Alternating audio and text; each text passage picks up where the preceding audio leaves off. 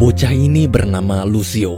Siang itu, Lucio terlihat sedang kabur dikejar pemilik pertanian karena ketahuan mencuri sayur. Semenjak ayahnya sakit parah, Lucio terpaksa harus mencuri untuk bertahan hidup.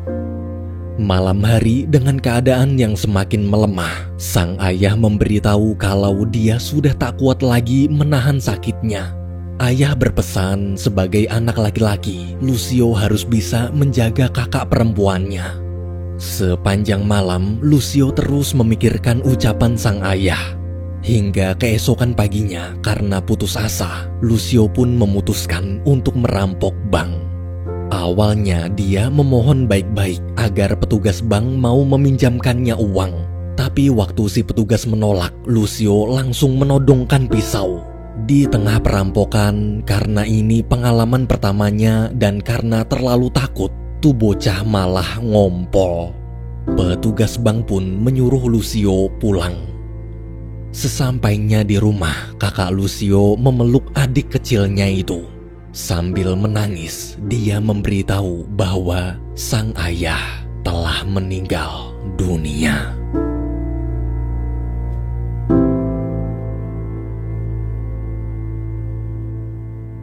Keesokan harinya, Lucio kaget melihat sang kakak mengemas barang-barangnya. Kakak Lucio bilang sekarang sudah waktunya Lucio masuk wajib militer. Di masa itu, semua pria dari usia 13 tahun diharuskan ikut wajib militer selama 10 tahun.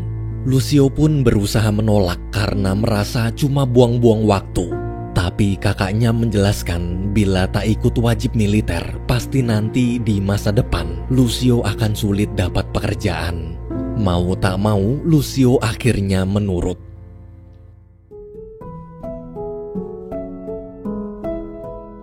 10 tahun kemudian di kota Paris, Prancis, terlihat Lucio kini telah tumbuh dewasa. Hari itu dia sedang ingin mengunjungi apartemen sang kakak yang alamatnya pernah dikirim waktu Lucio masih wajib militer. Ketika bertemu, Lucio cerita kalau sebenarnya dia belum menyelesaikan wajib militernya. Beberapa hari lalu Lucio kabur dari camp karena makanan di sana nggak enak. Mendengar cerita adiknya, kakak Lucio kesal, padahal masa wajib militer Lucio cuma tinggal 1 bulan lagi. Tak lama kemudian, suami sang kakak bernama Patrick datang. Patrick ini bekerja sebagai akuntan di salah satu pabrik di Paris.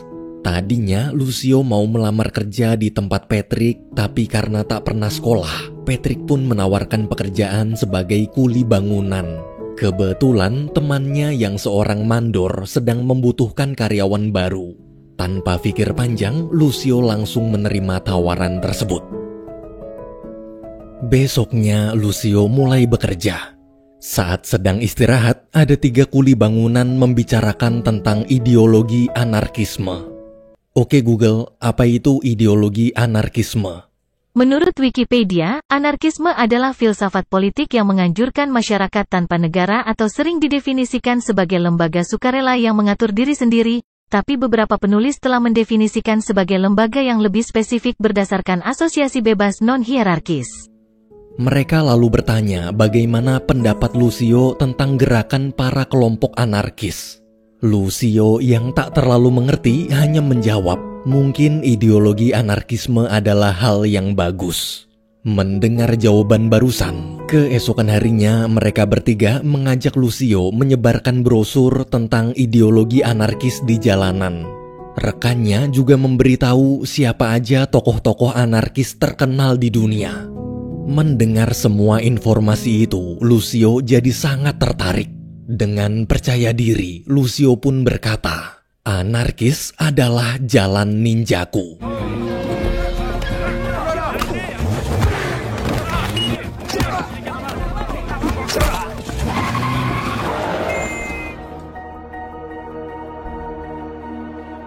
Malam hari, rekan Lucio minta tolong agar temannya yang bernama Quico dibolehkan menginap di apartemen Lucio beberapa hari aja. Lucio yang tak keberatan pun setuju. Besoknya Quico datang membawa koper besar. Ternyata Kuiko ini adalah anggota kelompok anarkis dan perampok bank buronan polisi. Koper besar yang dia bawa berisi senjata untuk merampok bank. Melihat itu, bukannya takut, Lucio malah menganggap Kuiko keren. Ketika sedang makan malam, Kuiko menawarkan Lucio ikut merampok bank besok. Dengan polosnya, Lucio mau ikut. Besok siangnya, mereka berdua mulai beraksi. Tapi baru juga masuk, ingatan Lucio 10 tahun lalu kembali muncul. Tanpa sadar, dia lagi-lagi ngompol. Untungnya, Kuiko segera menenangkan dengan mengatakan semua orang pasti gugup saat pertama kali merampok.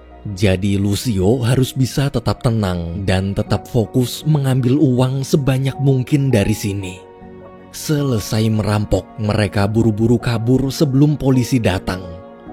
Malamnya di apartemen, Kuiko menjelaskan kalau hasil rampokan tak hanya untuk mereka berdua aja.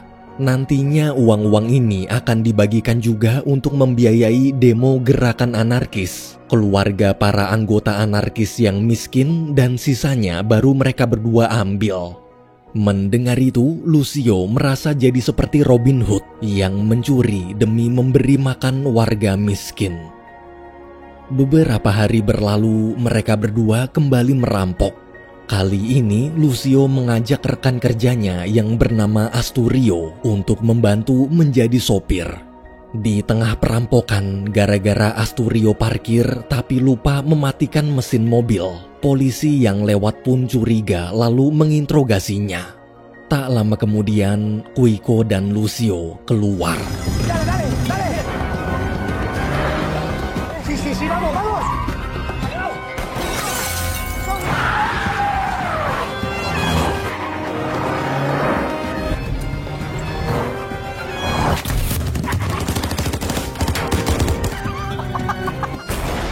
Alhamdulillahnya mereka berhasil kabur. Di sisi lain terlihat inspektur polisi datang menyelidiki perampokan barusan. Manajer bank cerita kalau dia tak bisa melihat wajah perampoknya karena memakai penutup kepala. Tapi dia ingat perampok itu bicara menggunakan logat bahasa Spanyol. Seketika inspektur teringat dengan para buruh anarkis yang sebagian besar adalah orang Spanyol. Ia yakin pelakunya pasti salah satu dari mereka. Malam hari, inspektur bersama pasukannya pun menyerbu markas para buruh tersebut. Melihat kedatangan polisi, semua orang langsung kabur. Sayangnya beberapa orang tertangkap termasuk Lucio. Di kantor polisi, para buruh disuruh bergantian membaca tulisan dengan logat Spanyol di depan manajer bank. Waktu giliran Lucio, si manajer mengatakan suara Lucio lah yang paling mirip.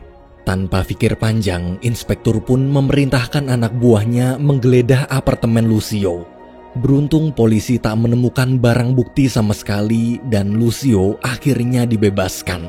Semenjak kejadian itu, Lucio tak pernah bertemu Kuiko lagi. Hingga suatu malam, Asturio menunjukkan koran tentang berita terbunuhnya Kuiko. Lucio di situ sangat sedih. Sebagai penghormatan terakhir, mereka berdua pun berencana merampok bank untuk meneruskan cita-cita Kuiko. Keesokan harinya, setelah berhasil merampok bank, mereka membeli tempat percetakan kecil.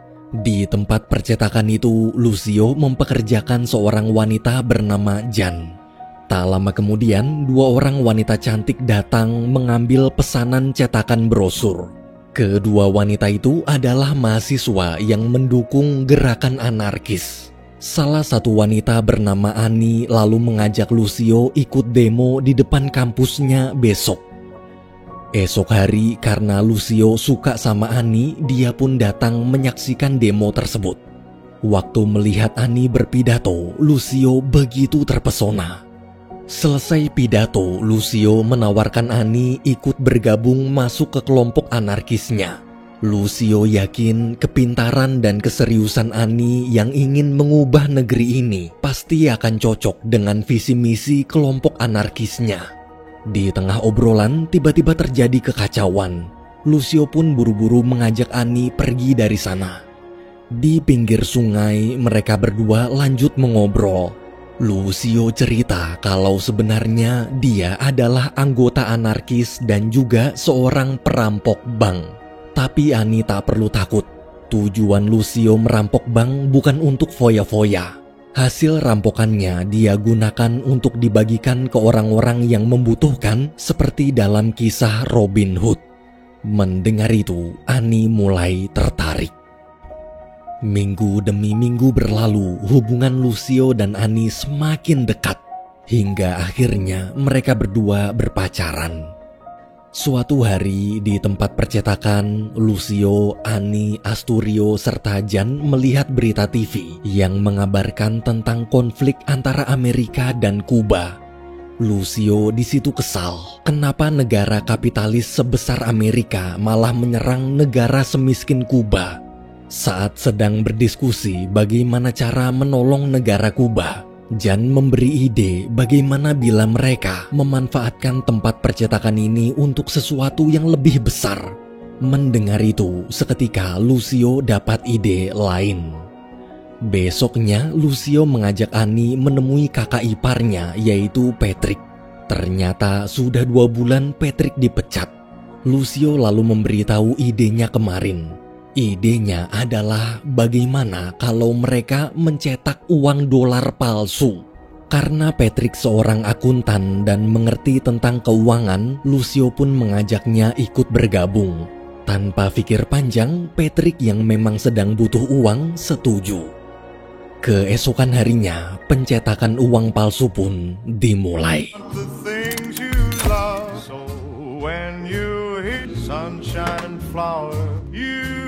Must have you and for me red thunder is from heaven for it always rains every time contains don't you know solo un experto corriere. Setelah menukarkan seluruh uang palsu ke bank dan menjadi uang asli, Lucio membagi-bagikannya pada keluarga anggota anarkis yang miskin. Di momen itu, sambil tersenyum, Ani memberitahu kalau saat ini dia sedang hamil. Mendengar kabar kehamilan sang kekasih, Lucio sangat bahagia. Besoknya, Lucio pergi ke kantor kedutaan besar Kuba. Di sana, dia memberitahu idenya tentang cara mengalahkan negara kapitalis sebesar Amerika. Lucio bilang kunci dari negara kapitalis adalah uang. Siapapun yang punya banyak uang akan berkuasa. Jadi bagaimana jika kita mempermainkan uang mereka dengan menyelundupkan uang dolar palsu ke seluruh penjuru dunia? Dengan begitu, nilai tukar uang dolar akan turun dan Amerika pasti akan krisis. Mendengar ide brilian tersebut, Duta Besar Kuba pun bersedia membantu. Duta besar lalu menyuruh Lucio pergi ke bandara besok untuk bicara langsung pada Perdana Menteri Kuba. Esok hari di bandara, Lucio bertemu dengan Perdana Menteri Kuba. Saat menceritakan idenya, Perdana Menteri memuji ide brilian Lucio. Namun dia mengingatkan kalau Amerika tetaplah negara raksasa. Semut kecil seperti mereka semua tak mungkin bisa mengalahkan Amerika. Melihat sikap pesimis Perdana Menteri Kuba, Lucio kecewa. Di luar, waktu mau pulang, Ani datang. Dengan panik, Ani memberitahu kalau rencana mereka ketahuan. Sekarang inspektur bersama anak buahnya sedang mencari Lucio.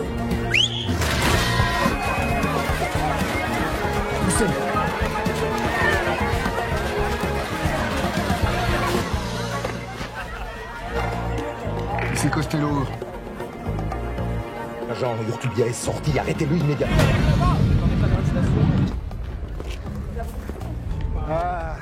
Lucio tertangkap dan dipenjara. Berbulan-bulan berlalu, Lucio akhirnya bebas. Dengan bahagia, saat itu juga dia langsung berlari menemui Ani yang telah melahirkan putrinya. Comme les autres années, nous n'irons plus le soir, c'est plus la peine. 8 tahun kemudian, semenjak bebas dari penjara, terlihat Lucio masih bekerja sebagai kuli bangunan. Dan selama 8 tahun ini, dia sudah tak pernah lagi merampok atau membuat uang palsu. Suatu hari, mandor membayar gaji Lucio dengan sebuah cek. Lucio yang tak pernah melihat cek cuma bisa bengong kebingungan. Tapi setelah dijelaskan kalau cek tersebut bisa dicairkan di bank, Lucio pun menerimanya. Sepulang kerja, ia menjemput Annie dan putri kecil mereka di sekolah. Sekarang Annie dan Lucio sudah menikah. Annie juga telah bekerja sebagai relawan pengajar di sekolah. Siangnya, waktu belanja di supermarket, uang cash Lucio kurang. Melihat cek di dompet Lucio, petugas kasir mengatakan kalau dia bisa membayar menggunakan cek tersebut. Ketika tahu bagaimana mudahnya mencairkan cek, otak kriminal Lucio yang selama 8 tahun ini tertidur pun mulai bangkit lagi. Malamnya di tempat percetakan, Lucio bersama Jan, Patrick, serta Asturio berkumpul. Di sana Lucio memberitahu ide barunya, yaitu bagaimana jika kita beraksi lagi seperti dulu. Kali ini mereka akan memalsukan cek bank internasional terbesar di Amerika. Karena sistem keamanan cek sangat lemah, Lucio yakin mereka akan lebih mudah memalsukannya. Apalagi hukuman memalsukan barang yang bukan milik negara jauh lebih ringan. Mendengar ide Lucio, semua setuju. Esok harinya pembuatan cek palsu pun dimulai.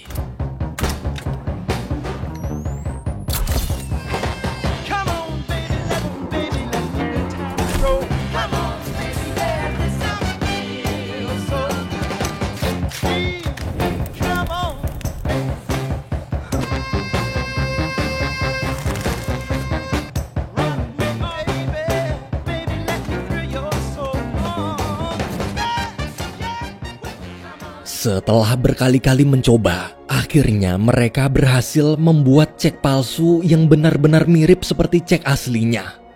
Besok siang, Lucio mencoba mencairkan satu cek buatannya di bank. Sesuai dugaan, dia berhasil mencairkan cek tersebut sangat mudah. Namun meski berhasil, Lucio tak mau gegabah. Untuk mengecoh pihak bank, malamnya dia mengumpulkan para anggota anarkis lalu meminta mereka membantunya mencairkan cek di beberapa kota di Perancis. Dengan begitu, bila aksi mereka ketahuan, polisi pasti akan sulit melacak. Lucio juga memberitahu kalau mereka semua harus mencairkan ceknya di jam yang sama. Beberapa hari kemudian, rencana mereka terlihat berjalan lancar. Saat uang terkumpul, seperti dulu, uang-uang itu akan dibagikan untuk keperluan demo, keluarga anggota yang miskin, dan sisanya baru untuk mereka. Berminggu-minggu berlalu hingga suatu hari cek palsu Lucio ketahuan. Pihak Bank Internasional Amerika lalu mengutus seorang manajer bank bernama Bero untuk melaporkan cek palsu tersebut ke kantor polisi di Perancis. Dengan sombongnya, Bero menghina kepolisian Prancis yang kerjanya sangat lelet. Mendengar hinaan itu, inspektur cuma bisa istighfar. Inspektur menjelaskan Bero tak perlu khawatir. Dia pasti akan segera menyelesaikan kasus ini karena dia sudah tahu siapa tersangkanya. Esok hari ketika Lucio sedang menjemput istri dan putrinya, inspektur datang. Tanpa basa-basi, sambil menunjukkan cek palsu, dia bertanya apa Lucio yang membuat cek ini. Dengan tenang, Lucio hanya menjawab dia tak tahu apa-apa. Sudah 8 tahun Lucio tobat dan sekarang dia hanya kuli bangunan biasa. Lucio pun buru-buru pergi dari sana. Di apartemen, Annie yang mendengar obrolan tadi kesal kenapa Lucio berbuat kriminal lagi tanpa sepengetahuannya. Walaupun Lucio sudah berusaha menjelaskan, tapi istrinya tetap tak setuju. Baginya untuk mengubah dunia jadi lebih baik, ada cara lain selain berbuat kejahatan. Annie cerita tadi di sekolah dia dapat tawaran menjadi relawan perawat di negara Bolivia. Jika mau ikut, dengan keahliannya sebagai tukang bangunan, Lucio pasti bisa membantu warga miskin di sana membangun infrastruktur. Namun sekeras apapun Annie membujuk, suaminya itu tetap menolak. Bahkan saat Annie mengancam akan membawa putri mereka pergi bersamanya ke Bolivia, Lucio masih tetap tak mau ikut. Besok malamnya, Lucio, Patrick, Jan, serta Asturio berkumpul di tempat percetakan. Mereka baru dapat kabar dari radio kalau mulai besok seluruh bank di Perancis hanya boleh mencairkan 1 cek aja dalam 1 hari. Berdasarkan keputusan baru itu, Jan mengatakan sekarang sudah waktunya mereka berhenti. Jika Lucio masih nekat lanjut, para anggota anarkis lain akan terancam ketahuan. Jadi lebih baik semua cek palsunya dijual aja ke luar negeri. Ucapan Jan barusan membuat Lucio teringat dengan seorang narapidana kenalannya bernama Charlie yang dia temui waktu di penjara dulu. Lucio pun berencana minta bantuannya untuk mencarikan pembeli dari luar negeri.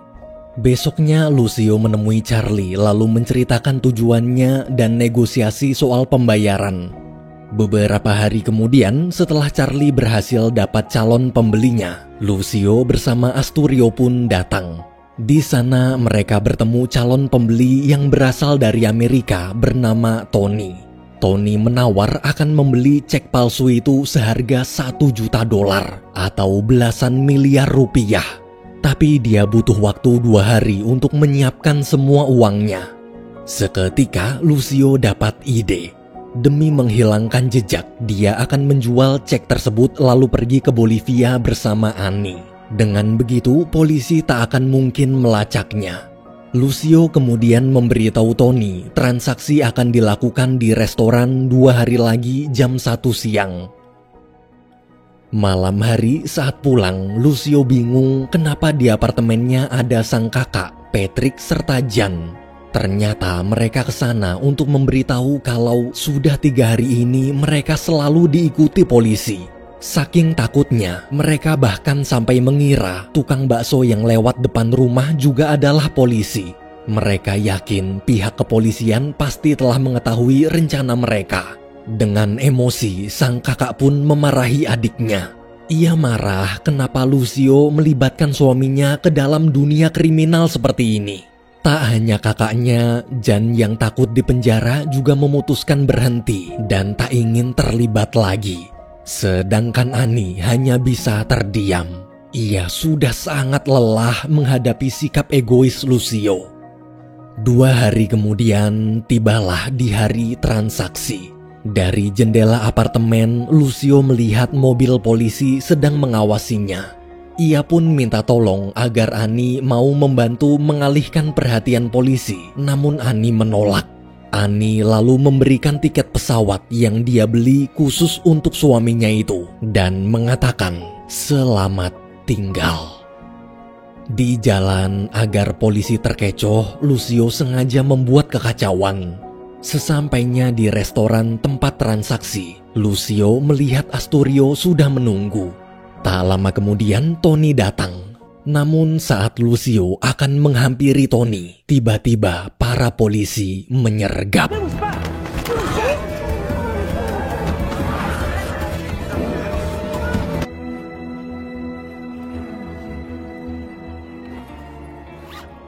Lucio tertangkap lagi.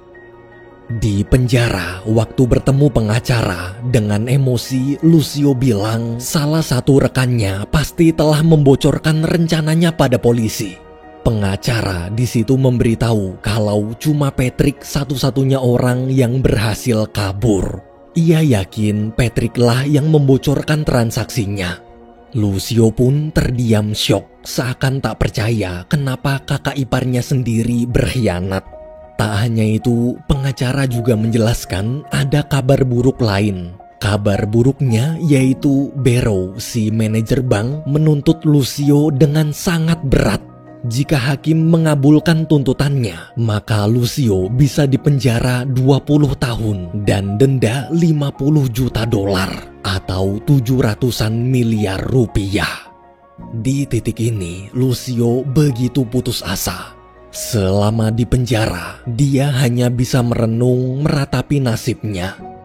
Hingga akhirnya ketika sidang pertama akan dimulai, pengacara lalu mengajukan penundaan sidang dengan alasan ada beberapa berkas salah cetak. Barrow di situ kesal. Ia merasa jika sidang ditunda, maka ada kemungkinan Lucio akan kabur. Namun bagaimanapun juga, berkas harus tetap lengkap.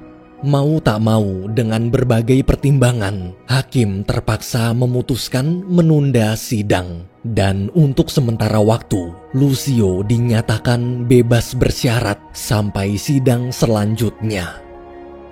Berita tentang Lucio pun tersebar ke seluruh Perancis. Di koran, Lucio bahkan dapat julukan Sang Robin Hood dari Perancis. Membaca koran itu, Barrow kesal. Ia tak terima penipu seperti Lucio malah dipuja-puja banyak orang. Barrow lalu mendesak agar inspektur segera menghukum Lucio seberat-beratnya. Tapi inspektur lepas tangan. Jika kasus sudah sampai di persidangan, artinya tugas polisi telah selesai. Esok hari setelah dapat informasi, Lucio menemui Patrick di bar. Dengan kesal, dia bertanya kenapa Patrick mengkhianatinya. Patrick di situ menjelaskan kalau dia tak berkhianat. Sehari sebelum transaksi, polisi memang datang menawarinya uang untuk membocorkan semuanya. Tapi dia menolak. Karena ketakutan, Patrick langsung mengajak istrinya pergi keluar kota sampai keadaan mulai tenang. Lucio pun terdiam, ternyata dugaannya salah. Dalam hati, dia terus bertanya-tanya, sebenarnya siapa pengkhianatnya? Malam hari di rumah, pengacara datang kemudian memberitahu dari hasil penyelidikannya. Ternyata bukan Patrick yang berkhianat, tapi Charlie. Dan ternyata Tony si calon pembeli adalah intel dari kepolisian Amerika. Charlie bekerja sama dengan Tony untuk menjebak Lucio. Pengacara juga memberitahu bahwa berkas-berkas sudah siap dan persidangan akan segera dilanjutkan. Lucio pun kembali terpuruk. Sepanjang malam sampai pagi, dia tak bisa tidur, terus memikirkan bagaimana caranya keluar dari masalah ini. Hingga tiba-tiba Lucio dapat telepon. Di telepon itu terdengar suara seseorang mengancam akan membunuh Lucio jika dia masih tak mau menyerah juga. Lucio kemudian menemui inspektur, lalu menceritakan tentang telepon ancaman tadi. Ia yakin ini semua pasti ulah Barrow. Sayangnya, inspektur tak bisa membantu karena Lucio tak punya cukup bukti. Namun, inspektur bilang sebenarnya dia juga tak suka Barrow. Setiap kali dia melihat kesongongan tuh bocah, dalam hati inspektur selalu istighfar. Jadi hanya untuk kali ini aja, inspektur akan mencoba membantu dan mendukung permainan yang akan Lucio mainkan. Setelah dapat dukungan dari inspektur, Lucio bergegas pergi ke kuburan tempat dia menyembunyikan cetakan cek palsunya. Sambil menguatkan hati, dia memutuskan akan menerima tantangan perang Barrow.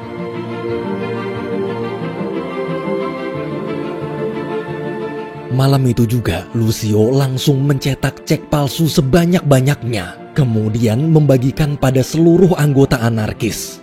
Ia menyuruh para anggota menjual semua cek palsu itu pada turis-turis asing di Perancis. Dengan begitu, Bank Internasional Amerika pasti akan kacau karena cek palsu akan tersebar ke seluruh penjuru dunia. Beberapa hari berlalu, rencana Lucio sukses. Barrow yang masih mengurus kasus Lucio di Prancis ditelepon atasannya. Atasan mengabarkan bahwa cek palsu kini telah tersebar di Jerman, Belanda, dan negara-negara lainnya. Barrow yakin semua ini pasti ulah Lucio. Di sisi lain, Lucio menelpon Annie dari telepon umum. Lucio bilang dia sangat merindukan Annie dan putrinya. Lucio tahu dia salah karena tak menyusul Annie ke bandara. Tapi dia berjanji meski terlambat dia akan pergi ke Bolivia. Di tengah obrolan, para polisi mulai berdatangan mengepung. Lucio pun ditahan atas dasar penyebaran cek palsu ke seluruh dunia. Di kantor polisi saat bertemu Barrow, dengan santuy Lucio berkata dia menang. Sekarang sudah tak ada pilihan lain kecuali Barrow mau menerima kesepakatannya, yaitu Lucio akan menyerahkan semua cetakan ceknya agar tak ada cek palsu baru lagi. Asalkan Barrow mau mencabut tuntutannya dan membayar uang ganti rugi. Tak perlu buru-buru menolak, lebih baik Barrow memikirkan dulu tawarannya ini. Jika Barrow menolak lalu Lucio dipenjara, maka setiap harinya Bank Internasional Amerika pasti akan terus rugi karena cek palsu akan terus bertambah. Mendengar itu, Barrow yang tadinya mau marah langsung terdiam. Ia tak punya pilihan selain menerima kesepakatan tersebut. Besoknya di hotel, Lucio dan Barrow pun bertemu. Saat menerima cetakan cek palsunya, Barrow bertanya, apakah Lucio janji tak akan membuat cetakan baru lagi? Dan bila janji, apa jaminannya? Sambil tersenyum, Lucio menjawab, dia berjanji. Tapi dia tak punya jaminan, toh Barrow juga tak punya pilihan lain selain memegang janjinya. Setelah selesai di lobi hotel, Jan dan Asturio sudah menunggu. Waktu tahu Lucio berhasil bebas dan dapat uang besar, mereka sangat gembira. Mereka tak menyangka semut kecil seperti Lucio bisa mengalahkan raksasa seorang diri. Beberapa hari kemudian, sesuai janji, Lucio akhirnya menyusul ke Bolivia. Ketika melihat sang suami datang, Ani begitu senang. Lucio di situ bilang mungkin kelompok anarkisnya di Perancis telah dibubarkan, namun perjuangan belum berakhir. Sekarang dia akan melanjutkan perjuangannya di sini. Dengan percaya diri, Lucio berkata, anarkis adalah jalan ninjaku.